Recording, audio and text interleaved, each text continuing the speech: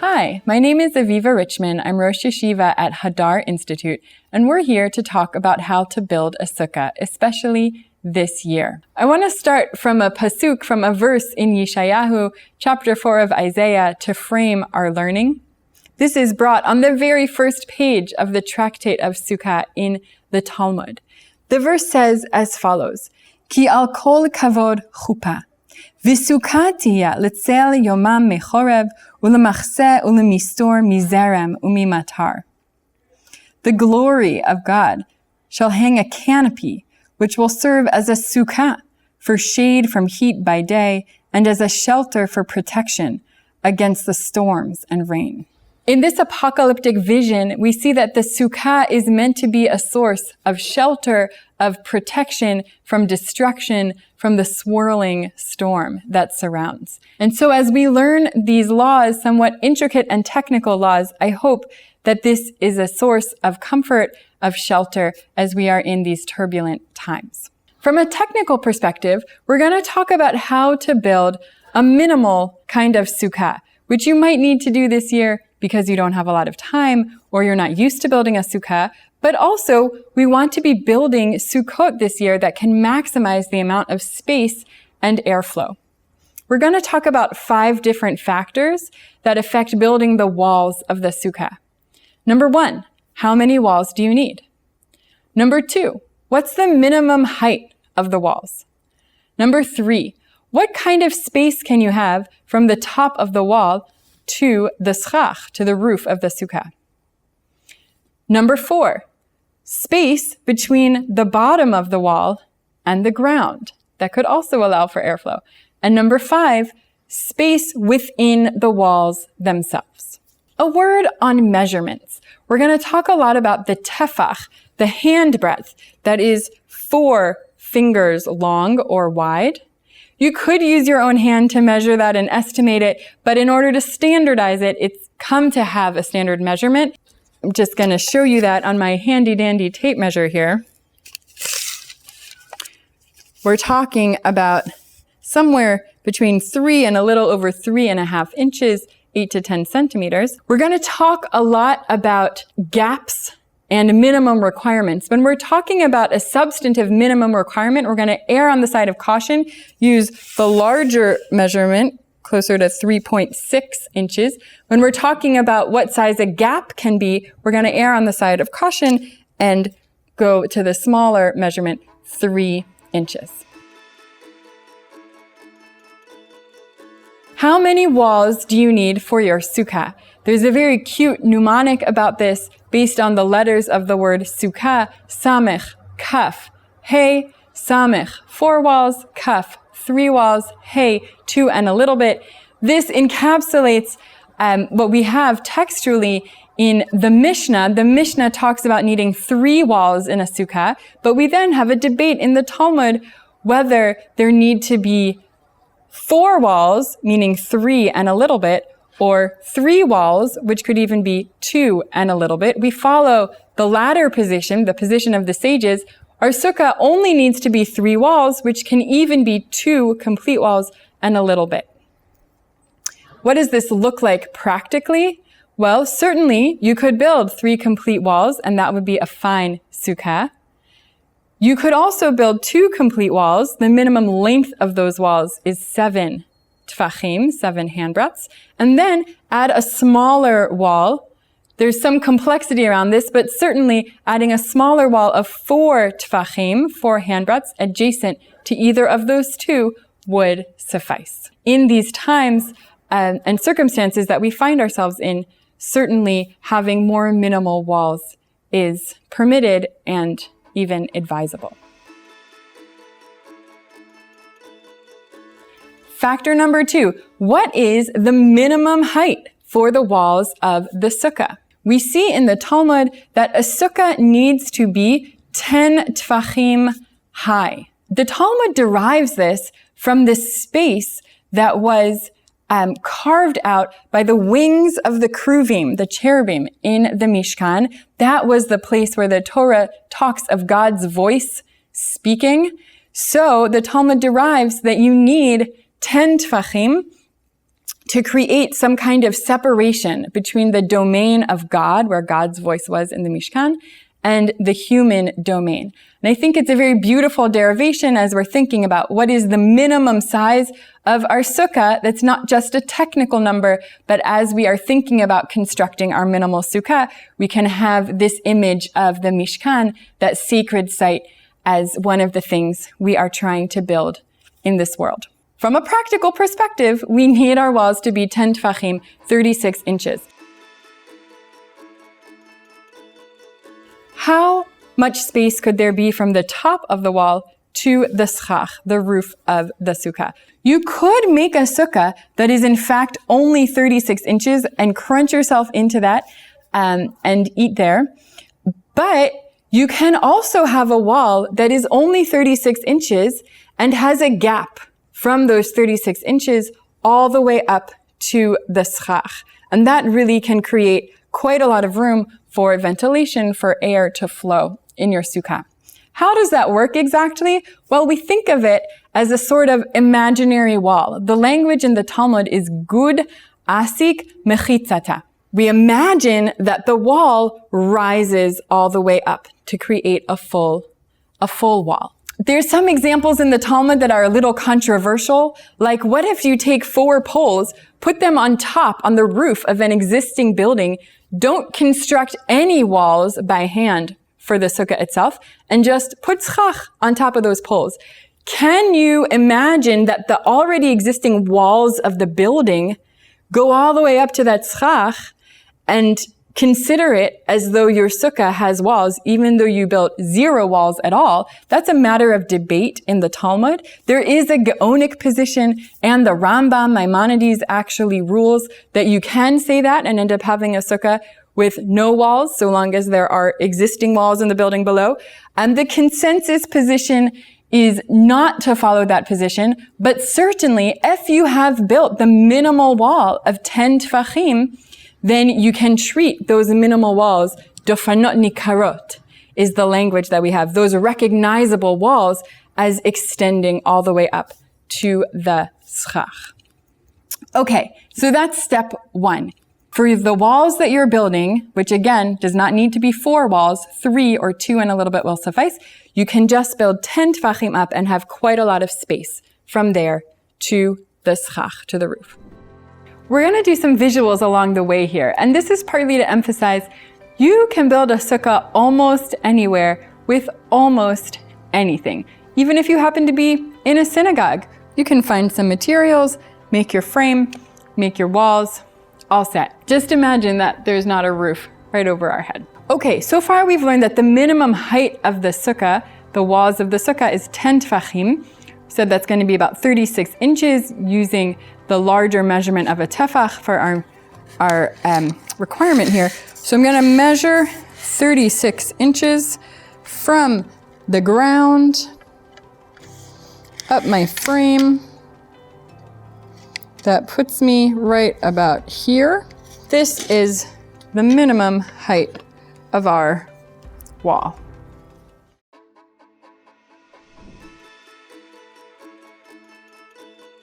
Do the walls need to touch the ground? So here, the halacha is governed by the principle of lavud. Lavud is the idea that when you have a gap of less than 3 tfachim, 3 handbreadths, and since we're talking about a gap, we'll err on the side of caution, use the smaller measurement for a tefach. So let's say 3 inches, 3 tfachim would be 9 inches. If you have less than a gap of 9 inches, it is as though that gap is closed.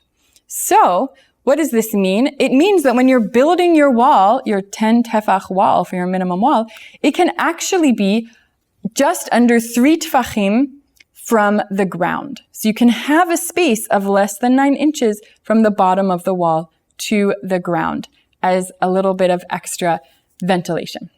That was part 3. So right now we're envisioning, if you want your minimal wall, you have 10 tfachim of a wall, some kind of material, that's your wall.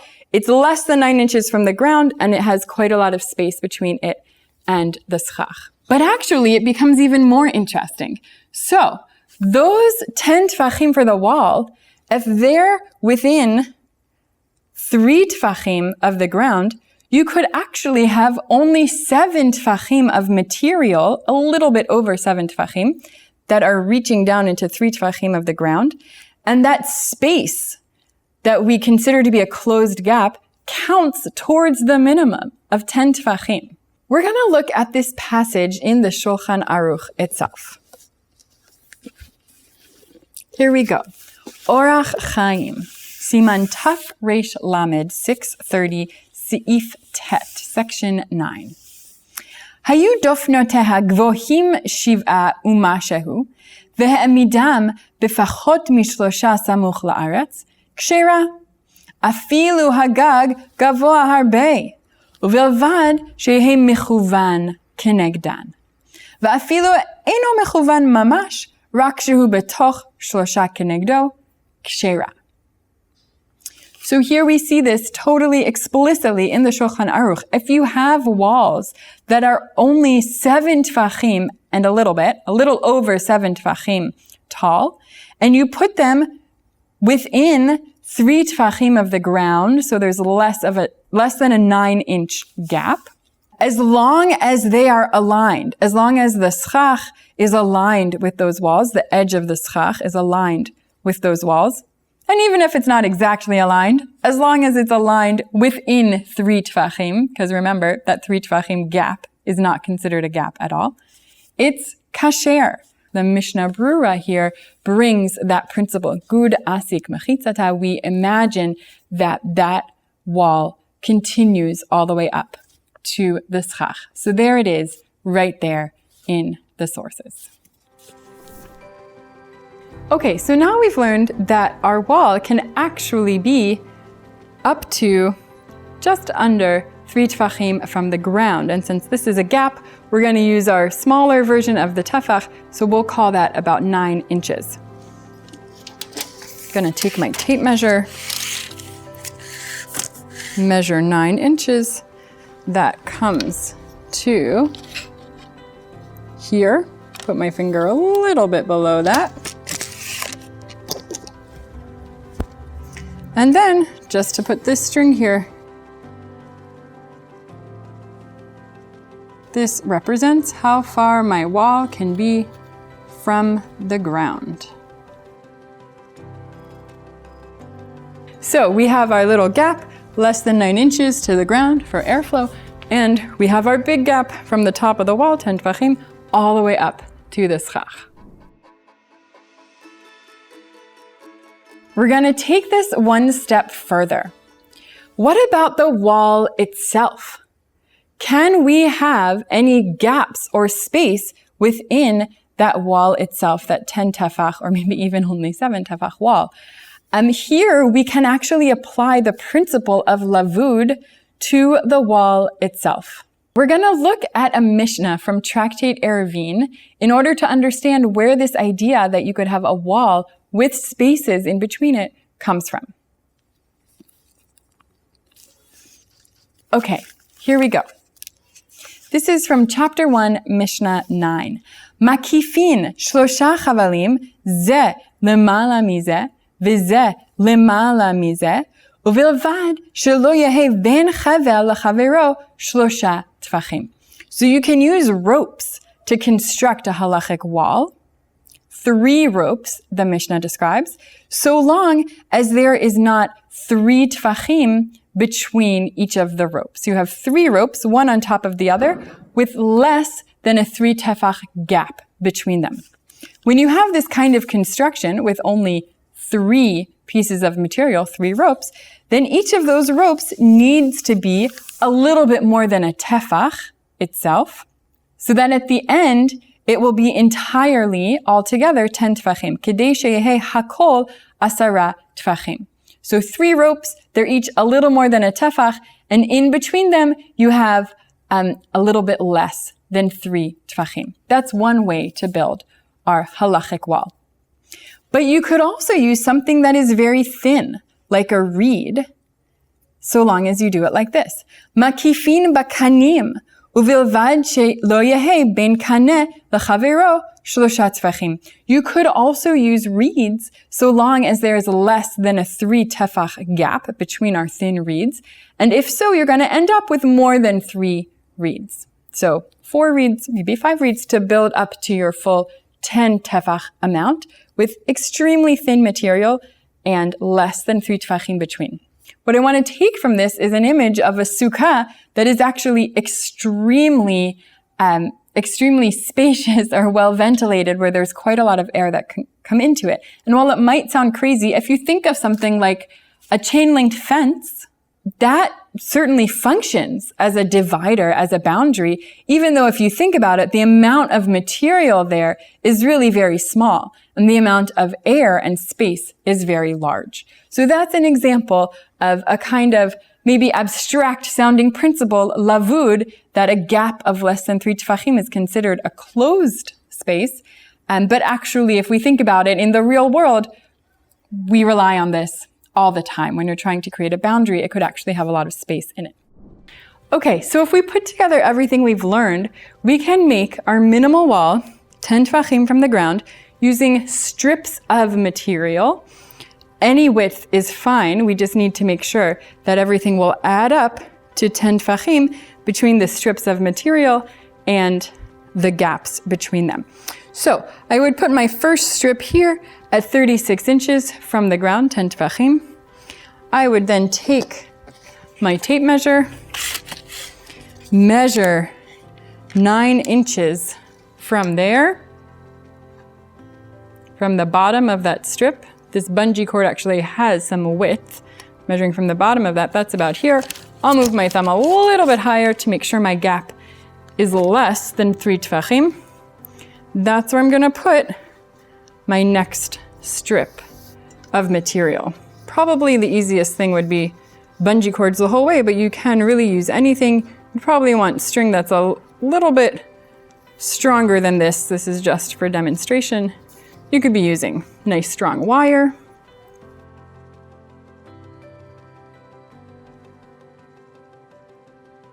Then I would measure another 3 tefachim, 9 inches. That's right about here. I'll move my thumb a little bit up because again, we don't want our gap to be 3 tefachim.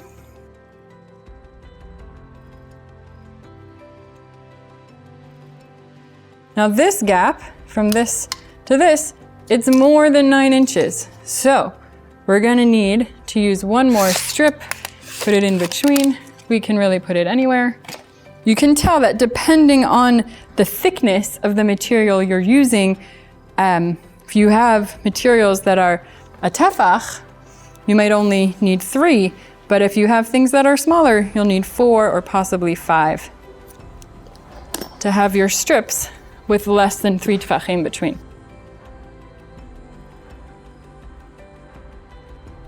It might not be perfect, but it is actually a kosher wall. Mechitza goes up to 10 tefachim. It is within 9 inches of the ground, within 3 tefachim. Between each strip, we have less than 3 tefachim, less than 9 inches. So again, you just need 2 complete walls, 1 extra wall that could be only 4 tefachim long, or do 3 walls. You certainly don't need 4. And there you go. Okay, so let's talk practically for a minute now that we've seen all of these halachot about the minimal kind of wall. What might you make this wall out of in real life? You need a material that will stay strong and stable. We have a general concern that walls shouldn't blow in the wind, in a normal kind of wind. Ruach mitzuya. So you could use something like a bungee cord that will stay taut. You could use strong twine. You could use strong wire, anything that will stay in place. The thickness of it doesn't really matter as long as you have less than 3 tefachim between each strip and you are demarcating a total of 10 tefachim from the ground with the material reaching within 3 tefachim from the ground. There is also room to have some space and gaps within the schach itself on top. And certainly if you have a shorter sukkah, this might be helpful to add to airflow as well. The thing that's different about the schach than the walls is we have to make sure with the schach that there is more shade than sun. When you sit in the sukkah, you need to be sitting in the shade of the sukkah. So you can't have a sukkah that has a lot of gaps in the schach. However, if there is a gap of less than 3 tvachim, the schach itself is still kosher, based on the principle of lavud that we've been talking about. What does that mean? It means you could be deliberate and thoughtful about this and see if there are spaces where you could leave a gap of less than 9 inches. Maybe that will be where nobody is sitting. Maybe it's above a table. Whatever it is, you want to make sure that when somebody is in the sukkah and eating or sleeping, the majority of their head or body is in fact under schach, real schach. And at the same time, you could have some small gaps to allow for airflow. Clearly, what's going to really be contributing to the airflow in your sukkah is having so much space in the walls, but that was just a final note on the schach in case that will be of help. So in case it feels strange to be sitting in a sukkah where you can hardly identify the walls at all, we should go back to that verse in Yeshayahu in Isaiah chapter 4 and think about how the sukkah there is like a chuppah that is really totally open on all sides. Our sukkah may have minimal walls, but the idea is that we have a sense of shelter and protection, which really is coming from God's presence. And in this season and holiday of gathering together safely with friends or family in our sukkah, that is a minimal sukkah with maximal space and flow, we can also think of our source of comfort, of protection, of shelter in these turbulent times. Chag Sameach.